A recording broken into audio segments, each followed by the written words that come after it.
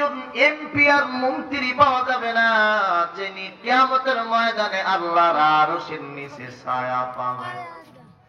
কারণ সব চোরের দল জনগণের পেটে লাথি মানে নাই, সরকারি টাকা আত্মসাৎ করে নাই, এমন এমপি বাংলাদেশে হয় নাই।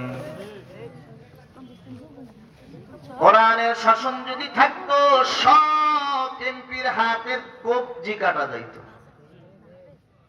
এ নবীর উম্মত, গরিবের পেটে লাথি মারে নাই এমন এমপি বাংলাদেশে 54 বছরে তালাশ করে পাওয়া যাবে না। আপনারা পাইছেন?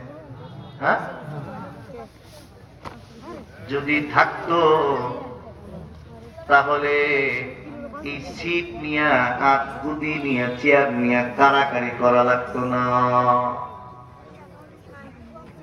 আল্লাহর নবী বলেন কিয়ামতের ময়দানে দুই শ্রেণীর মানুষের গর্দান লম্বা করে দিবেন অসংখ্য অগণিত মানুষের উপর। এক নাম্বার, 5 ওয়াক্ত আযান যারা দিছো, হাইয়া আলাস সালাহ, হাইয়া আলাল ফালাহ, আয় কল্যাণের দিকে আয়।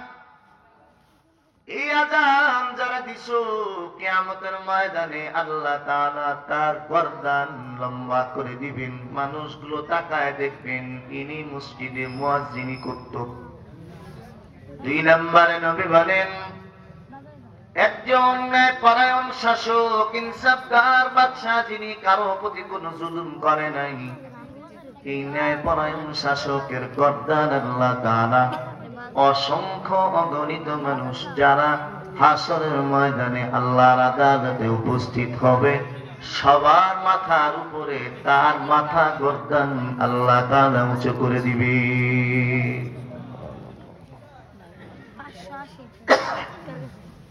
এত মজার কথা আল্লাহ এবং রাসূল জানায় গেছে, বাংলাদেশের মানুষ জানে না কেন? বলে সব অর্থের লোক।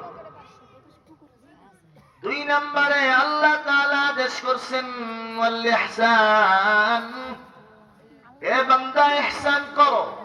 ইহসান কি জিনিস? আমি আপনার উপকার করলাম, আপনি আমার উপকার করলেন, এটার নাম ইহসান না, এটার নাম হলো বদলা প্রতিদান।